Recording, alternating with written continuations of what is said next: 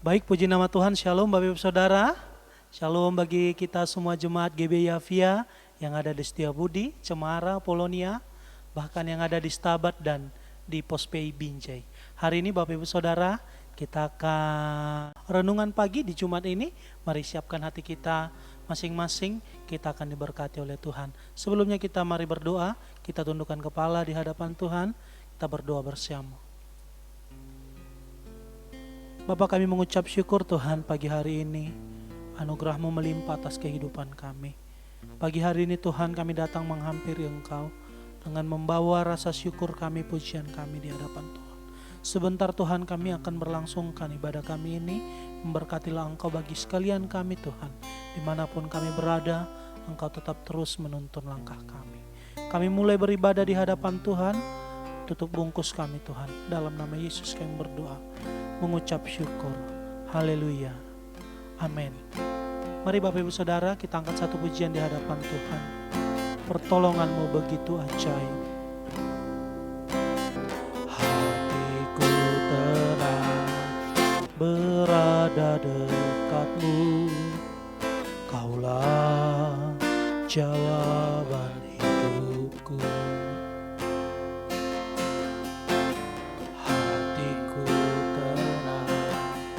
Berada dekat-Mu, Kau yang pelihara hidupku.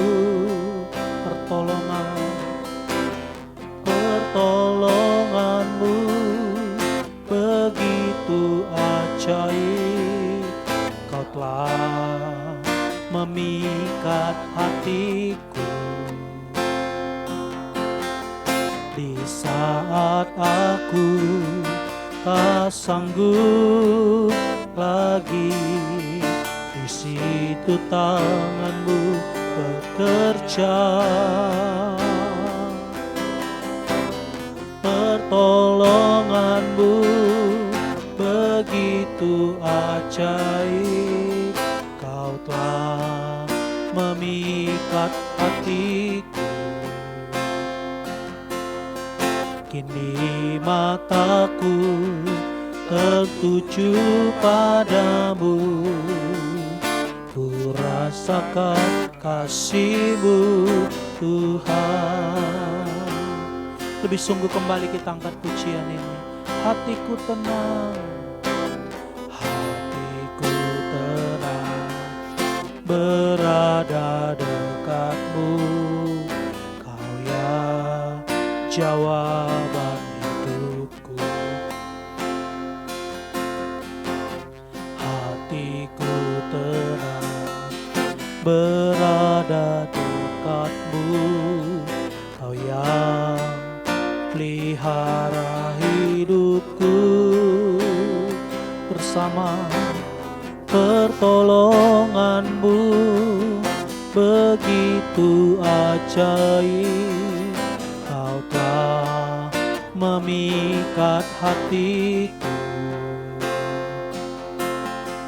Di saat aku tak sanggup lagi, di situ tangan-Mu bekerja. Pertolongan-Mu begitu ajaib. Kau yang memikat hatiku. Kini mataku tertuju padamu. Ku rasakan kasih-Mu. Kini mataku tertuju padamu. Ku rasakan kasih-Mu. Kini mataku tertuju padamu. Ku rasakan kasih-Mu Tuhan. Haleluya. Ku rasakan kasih-Mu kini. Mata kami tertuju padamu. Haleluya, haleluya. Engkau Allah ajaib perkasa, betapa heran dan hebat Engkau Allah kami. Sebab itu mata kami boleh tertuju di hadapan-Mu. Kami mau menyembah-Mu. Haleluya, haleluya.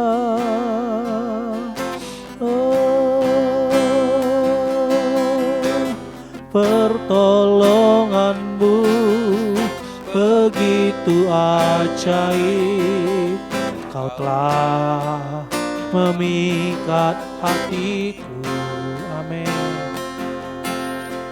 Di saat aku tak sanggup lagi, di situ tangan-Mu bekerja pertolongan. Pertolongan-Mu begitu ajaib, Kau telah memikat hatiku. Kini mataku tertuju padamu. Ku rasakan kasih-Mu. Sekali lagi lebih sungguh dengan iman. Pertolongan-Mu begitu ajaib, Kau telah memikat hatiku. Di saat aku tak sanggup lagi, di situ tangan-Mu bekerja pertolongan. Pertolongan-Mu begitu ajaib, Kau telah memikat hatiku. Kini mataku tertuju padamu. Ku rasakan kasih-Mu. Tuh kini mataku tertuju padamu. Ku rasakan kasih-Mu, Tuhan. Untuk menyambut firman Tuhan, kita berdoa bersama. Terima kasih Tuhan, seperti nyanyian kami, ketika kami tak berdaya, kami percaya tangan Tuhan bekerja, turut bekerja, mendatangkan kebaikan bagi kami semua yang percaya kepadamu, terpanggil masuk dalam rencanamu. Berbicaralah kepada kami di pagi hari ini. Kami siap mendengarkan sabda Tuhan. Dalam nama Tuhan Yesus kami berdoa. Haleluya. Sama-sama kita katakan amin. Selamat pagi Bapak Ibu, saudaraku terkasih. Jumpa lagi kita pada Jumat pagi ini. Kali ini saya akan bawa renungan dengan tema hidup dalam perlombaan iman. Untuk itu kita baca kitab Ibrani pasal 12 ayat 1 dan 2. Brother Johan boleh membacakannya.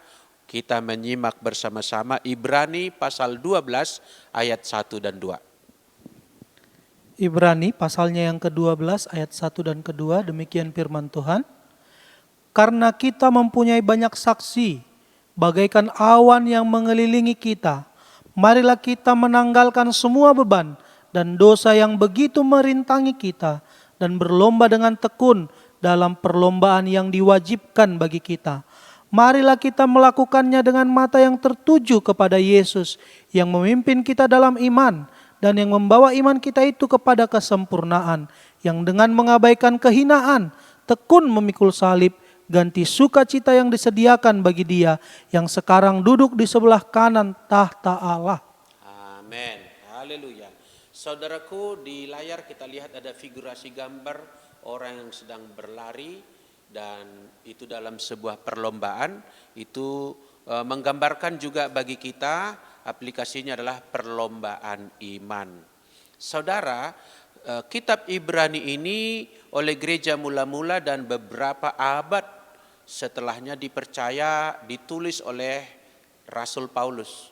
Walau belakangan muncul ketidakpercayaan kepada penulis adalah Paulus, tapi sebetulnya gereja mula-mula meyakini ini tulisan Paulus yang ditujukan kepada jemaat yang sedang berserak-serak di luar Yerusalem. Karena di Yerusalem orang-orang percaya sudah menerima aniaya. Bahkan kota Yerusalem sendiri pun sudah hancur tahun 70 Masehi. Dan kemudian orang-orang Yahudi termasuk orang Kristen lari mengungsi ke berbagai belahan bumi, ke berbagai penjuru. Dan di sana mereka mengalami masa-masa sukar. Nah, di tengah masa sukar mereka itu, Paulus mengirimkan kitab ini, tulisan ini. Dan di pasal 11 kitab ini secara khusus Paulus menampilkan tokoh-tokoh iman.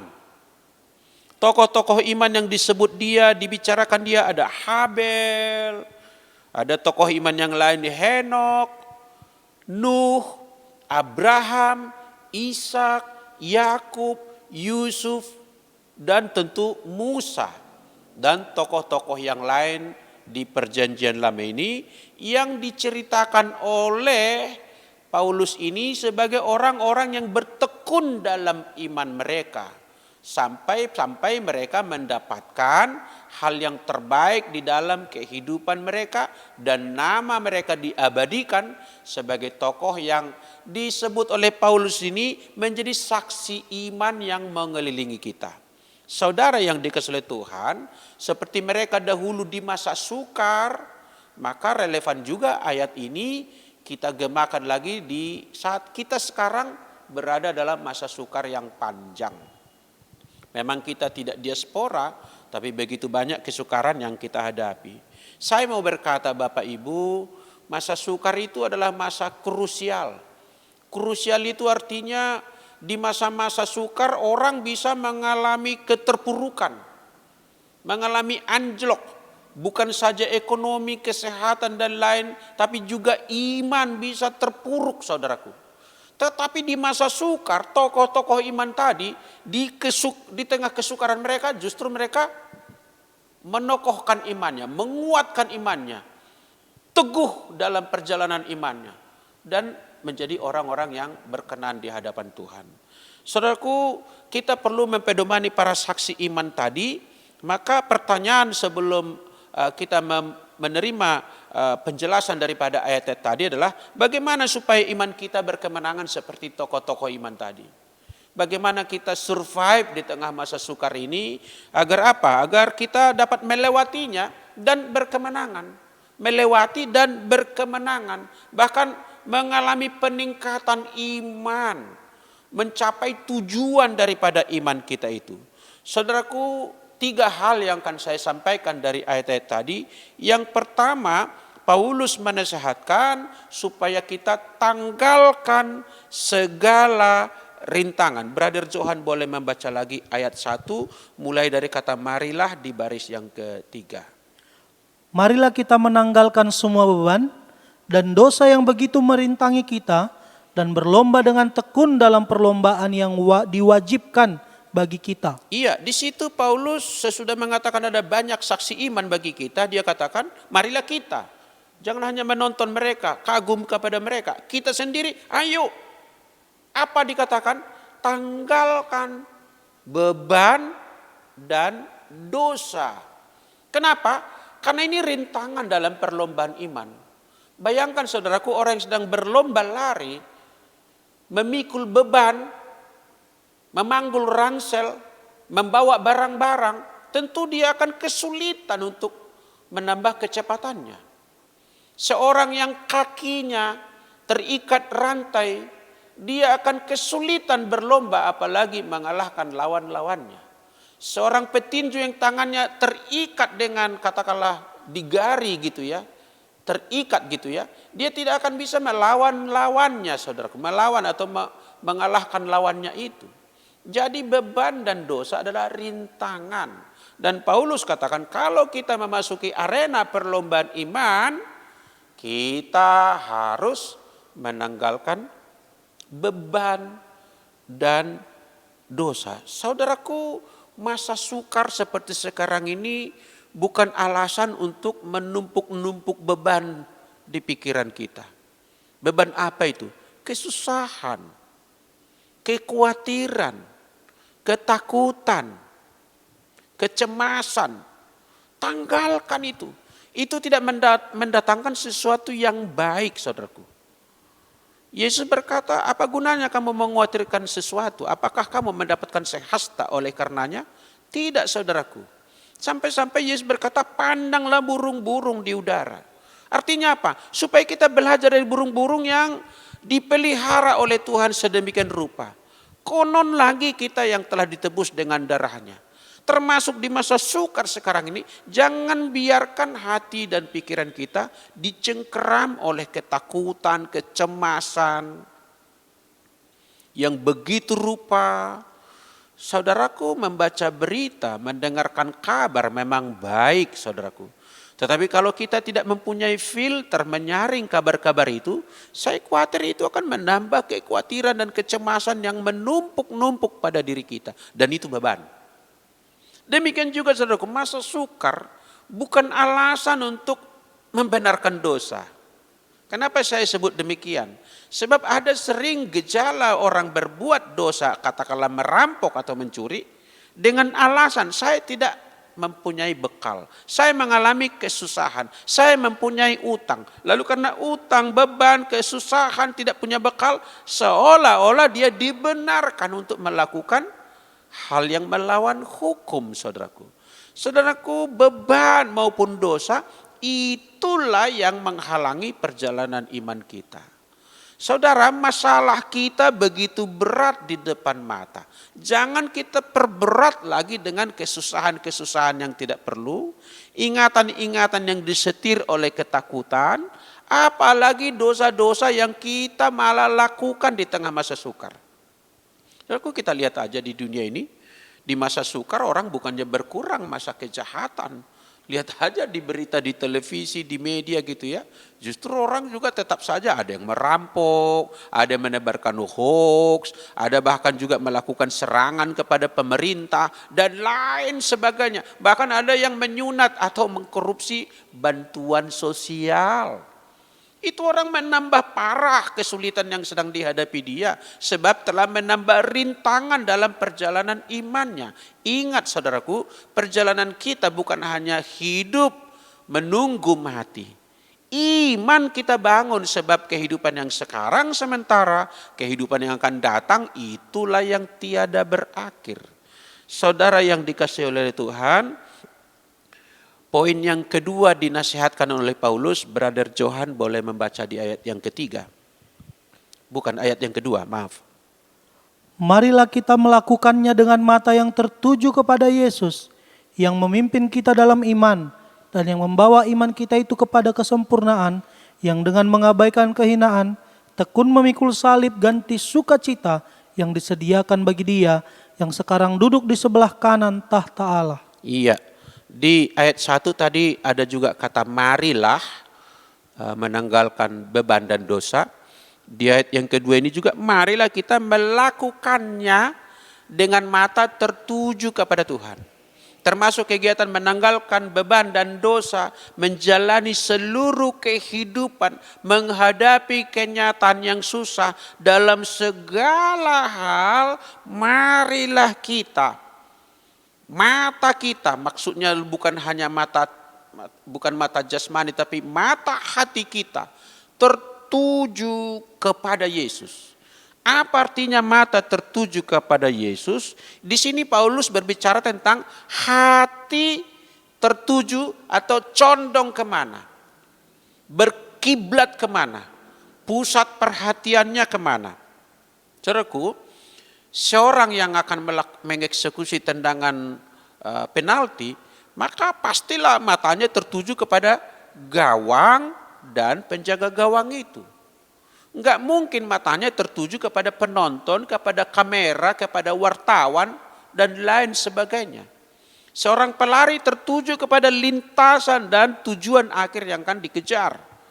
Kalau saja dia melenceng melihat ke kiri dan ke kanan, apalagi ke belakang, maka dia akan mengalami kekalahan, saudaraku.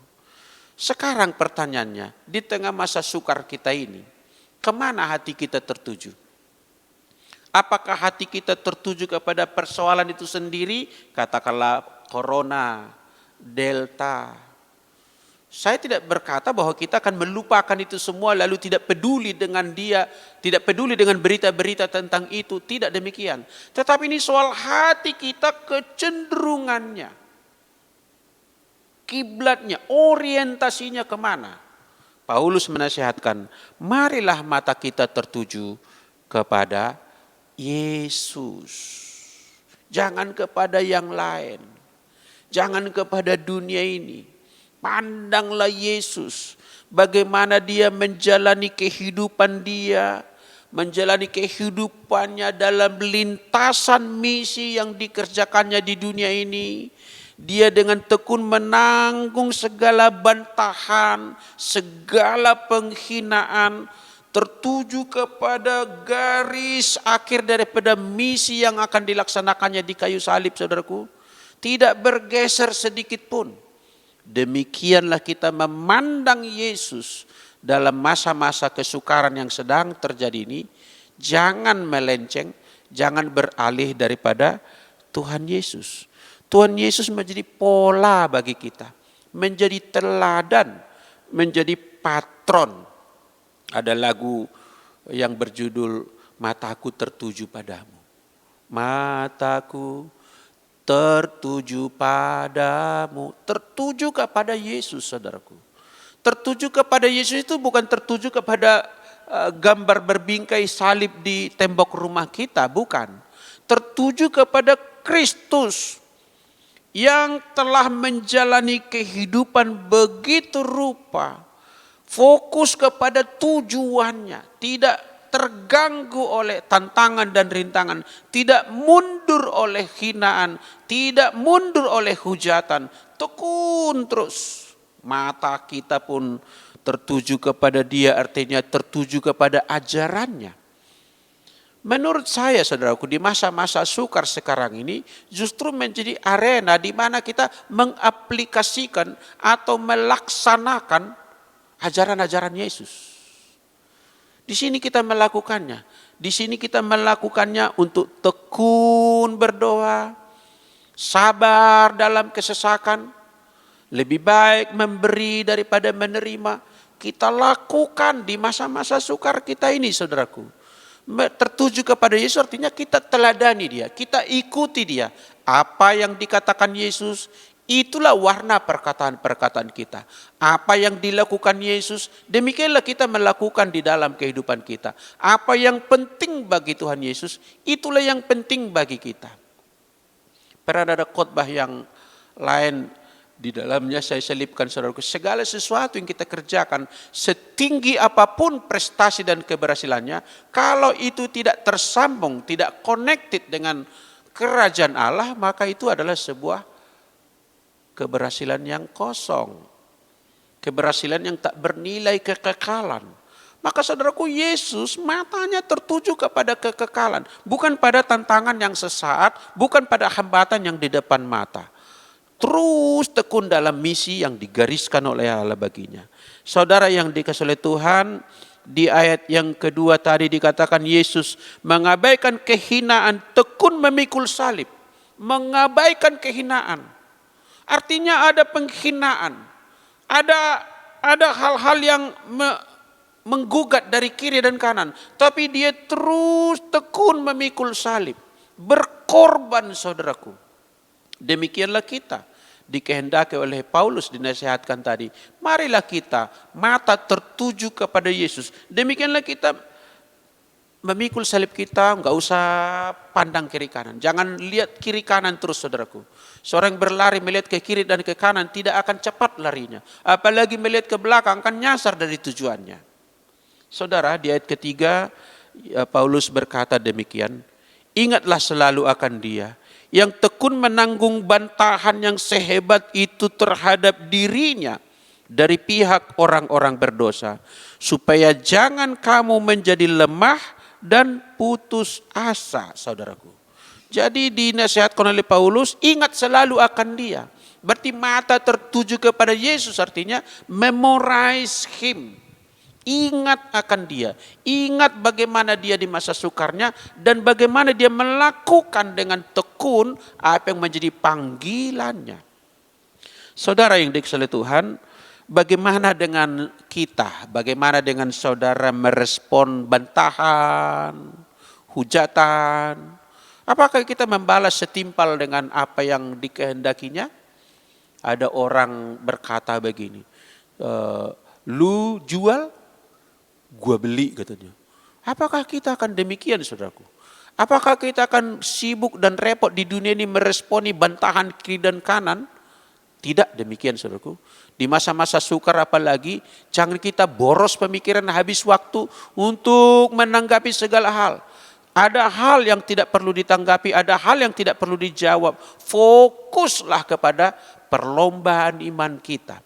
Kita tidak berlomba dengan kiri dan kanan. Kita tidak berlomba mengalahkan kawan, mengalahkan si anu, mengalahkan si anu. Tidak. Kita berlomba justru sebetulnya mengalahkan keegoan kita, mengalahkan kecenderungan duniawi yang mungkin meliputi kita. Berlomba itu sebetulnya kita. Kalau tadi di bagian awal ada figurasi perlombaan, beberapa orang di arena lintasan lomba lari, di situ tentunya pemenangnya satu. Enggak mungkin seluruhnya itu akan juara satu. Tetapi dalam perlombaan iman, semua bisa menjadi juara satu, katakan amin. Semua bisa jadi pemenang. Bukan berarti kita di antara kita komunitas ini hanya satu yang unggul, yang lain di belakangnya. Tidak. Setiap kita bisa menjadi pemenang. Setiap kita bisa mendapatkan mahkota. Setiap kita bisa menerima pujian dari Tuhan. Hai hambaku yang baik dan setia. Saudara yang dikasihi Tuhan, poin yang ketiga, kita temukan lagi di ayat 1 dibacakan oleh Brother Johan lagi, kalimat yang terakhir dimulai dari kata dan berlomba. Dan berlomba dengan tekun dalam perlombaan yang diwajibkan bagi kita. Iya, di ayat 1 itu marilah itu dua bagian. Pertama, marilah kita menanggalkan beban dan dosa. Bagian yang keduanya ini yang saya tempatkan pada urutan ketiga khotbah ini, sebab diselingi tadi dengan mata tertuju kepada Yesus, maka di ayat 1 itu ditemukan yaitu bertanding dengan tekun. Apa maksudnya? Tidak cukup kita hanya memandang kepada Yesus lalu kita memilih diam diri saja. Udah, yang saya penting sudah memandang Yesus, saya sudah berdoa, lalu saya diam saja. Tidak, saudaraku. Saudara harus giat bertanding. Sebab apa, saudaraku? Orang yang bertanding saja yang mendapatkan mahkota, katakan amin. Penonton tidak mendapatkan piala di mana-mana, saudaraku. Penonton, ya penonton. Penonton kepada yang menang itu mendapatkan piala, mendapatkan piagam. Saudara yang dikasihi Tuhan, dalam setiap perlombaan yang menanglah yang mendapatkan hadiah atau penghargaan. Jadi kita harus bertanding. Kita harus menjalani kehidupan begitu rupa di masa sukar ini. Kita bertanding. Melawan keegoisan kita, melawan kemalasan kita, melawan kekhawatiran kita, melawan hal-hal yang membuat kita jauh dari tujuan daripada perlombaan ini. Tujuan perlombaan ini adalah mengakhiri pertandingan dengan kemenangan dan mendapatkan hal yang baik dari Tuhan, hal yang dijanjikan oleh Tuhan, mendapatkan tujuan yang dikejar itu, saudaraku. Untuk itu kita baca satu ayat kitab Kisah Para Rasul pasal yang ke-14 ayat 22. Di tempat itu mereka menguatkan hati murid-murid itu dan menasihati mereka supaya mereka bertekun di dalam iman dan mengatakan bahwa untuk masuk ke dalam kerajaan Allah kita harus mengalami banyak sengsara. Iya, haleluya saudaraku. Di tempat itu dalam konteks di mana Paulus melayani, di ayat 12 itu katanya memberitakan Injil di kota itu dan memperoleh banyak murid. Lalu kembalilah mereka ke Listra, Ikonium dan Antioquia. Di tempat itu mereka menguatkan hati murid-murid. Artinya di Antioquia. Dikuatkan murid-murid dengan apa? Dengan nasihat apa? Itu tadi yang dibaca katanya, supaya mereka bertekun di dalam iman. Dan mengatakan, ini menambah lagi nasihat, bahwa untuk masuk ke dalam kerajaan Allah, kita harus mengalami banyak sengsara. Berarti goal kita adalah untuk masuk kerajaan Allah. Perlombaan iman kita ke sana, bukan meraih sesuatu di dunia ini, saudaraku. Dunia ini akan kita tinggalkan. Ini bukan tempat permanen bagi kita, saudaraku. Jadi ada tujuan kita yang kita sasar, ialah kerajaan Allah. Dan menurut Paulus, untuk masuk ke sana melewati sengsara. Sengsara itu bicara tentang perlombaan iman di masa-masa sukar. Sebab setiap orang mempunyai pertandingan yang wajib diikuti, artinya setiap orang mempunyai masa susah. Setiap manusia di generasi manapun, di zaman mereka masing-masing ada kesusahannya sendiri. Saudaraku, kita simpulkan renungan kita di Jumat pagi ini. Bagaimana kita berlomba dalam perlombaan iman? Maka untuk berkemenangan yang pertama kita tanggalkan setiap beban dan dosa. Yang setuju katakan amin. Yang kedua, biarlah mata kita, hati kita tertuju kepada Yesus. Dialah teladan kita, dialah pola dan patron bagi hidup kita. Ajaran dialah yang menjadi apa yang akan menentukan kehidupan kita. Benar dan salah adalah sesuai dengan ajaran Tuhan Yesus. Dan yang ketiga, biarlah kita giat bertanding atau bertanding dengan tekun.